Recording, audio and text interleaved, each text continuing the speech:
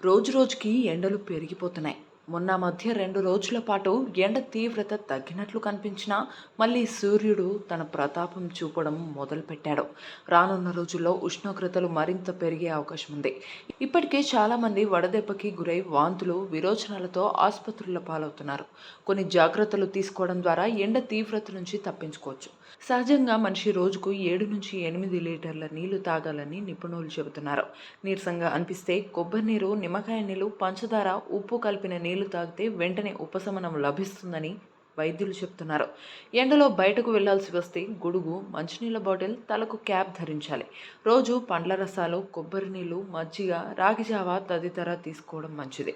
సాధ్యమైనంత వరకు ఉదయం 10 గంటల లోపు, సాయంత్రం 5 గంటల తర్వాతే బయట పనులు చక్కబెట్టుకోవడం ఉత్తమం.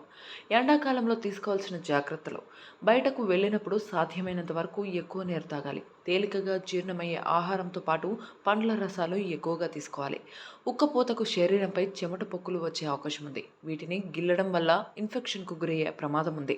జీన్స్ లాంటి దుస్తులు కాకుండా తెల్లని కాటన్ వస్త్రాలు ధరించడం ద్వారా శరీరానికి గాలి సోకుతుంది. చెమట పొక్కుల సమస్య ఉండదు.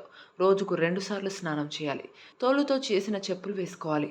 బిర్యానీలు, మాంసాహారం, శరీరానికి వేడి చేసే మసాలా దినుసులు, కారం ఎక్కువగా ఉండే పచ్చళ్ళు, వేపుడు పదార్థాలు తినకూడదు. నూనె తక్కువగా ఉండే ఆహార పదార్థాలు తీసుకోవడం మంచిది. అన్నం తిన్నాక చివర్లో తప్పక మజ్జిగ అన్నం తినాలి. ఎక్కువ వేడి చేసిన వారు రోజు 3 టీ స్పూన్ల సబ్జా గింజలను నానబెట్టుకుని తినాలి.